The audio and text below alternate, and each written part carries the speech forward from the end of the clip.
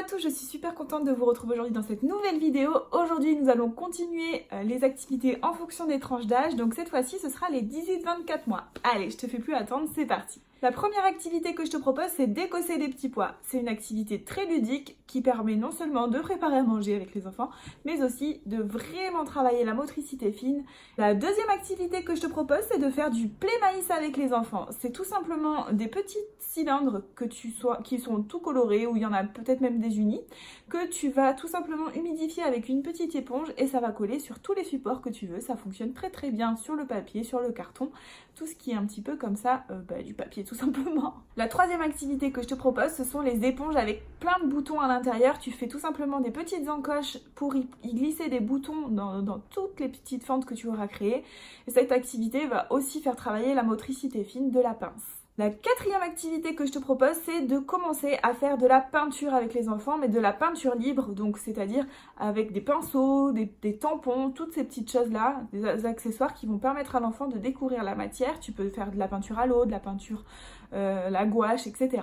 La cinquième idée d'activité que je te propose, c'est de faire des activités, La cinquième idée d'activité que je te propose, c'est de faire des parcours de motricité beaucoup plus complexes où l'enfant doit se baisser, se relever, etc. Je te mets une petite photo en exemple. La sixième activité, c'est de cuisiner avec les enfants. C'est à cet âge-là très important. Les enfants développent beaucoup leur goût et ont vraiment une attirance pour les aliments. Donc c'est le moment de cuisiner avec les enfants. Il ne faut pas hésiter à ce qu'ils mettent la main à la pâte. La septième idée d'activité que je te propose, ce sont des bombes à pompons. Qu'est-ce que c'est? C'est tout simplement une bouteille que tu auras coupée en deux, tu gardes la partie avec le goulot et tu y attaches un ballon de baudruche et l'enfant va tout simplement mettre des pompons et faire jeter les pompons et ça les fait mourir de rire et c'est hyper ludique, hyper intéressant, c'est rigolo. La huitième activité que je te propose, c'est de la discrimination visuelle. En fait, c'est quoi? C'est tout simplement de proposer aux enfants de trouver des objets de la même couleur dans la pièce, de la même forme. Tu choisis un petit peu tes exigences et les enfants vont aller chercher et retrouver tous les objets dans la pièce qui ressemblent à ce que tu as demandé. La neuvième activité que je te propose, c'est de créer une petite machine à laver en carton et un petit filet à linge et l'enfant va s'amuser en fait à découvrir tout simplement la machine à laver. C'est hyper rigolo, hyper ludique et ça c'est trop mignon dans ta petite salle de jeu. La dixième activité que je te propose, c'est de la pêche magnétique. Donc c'est un jeu que j'ai acheté, il me semble, à Cultura.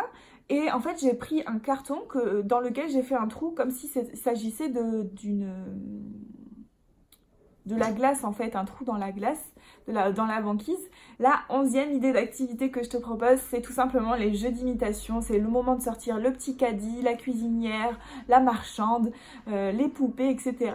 C'est le moment vraiment super important pour l'enfant de pouvoir intérioriser ce qu'il voit à l'extérieur et le répéter pour l'intégrer en lui. La 12e idée d'activité que je te propose, ce n'est ni plus ni moins que des puzzles. Tu peux commencer à présenter des puzzles un peu plus complexes à l'enfant que simplement, tu sais, ce type Montessori où il y a juste un cercle ou des choses comme ça. Là, tu peux proposer avec des petits animaux, par exemple, ça peut être rigolo. La 13e activité, c'est tout simplement des caplas. Les enfants vont s'amuser à faire des tas, à les détruire et ça plaît beaucoup aux enfants. La 14e idée d'activité que je te propose, c'est des expériences comme la fonte des glaces. Grâce à, par exemple, on peut mettre à l'intérieur un jouet, mettre au congélateur, le faire congeler tout simplement, le faire durcir en glace.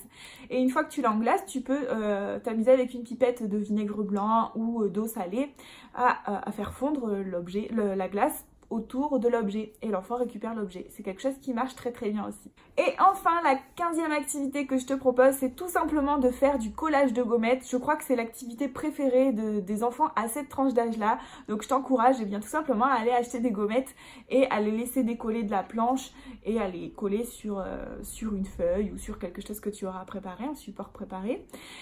Les gommettes, si je peux te donner un bon plan, c'est de les acheter sur le site Ladydois. Je trouve qu'elles sont moins chères. Après, quand tu achètes sur Ladydois, il y a pas mal de frais de port, donc je te conseille de faire une grosse commande parce que la peinture est pas mal, de petites choses comme ça qui sont vraiment super sympas pour les enfants. Voilà les 15 activités pour la tranche 18-24 mois, j'espère que ça t'a plu. N'hésite pas à liker, partager, commenter et je te dis à très vite dans une prochaine vidéo. Bye!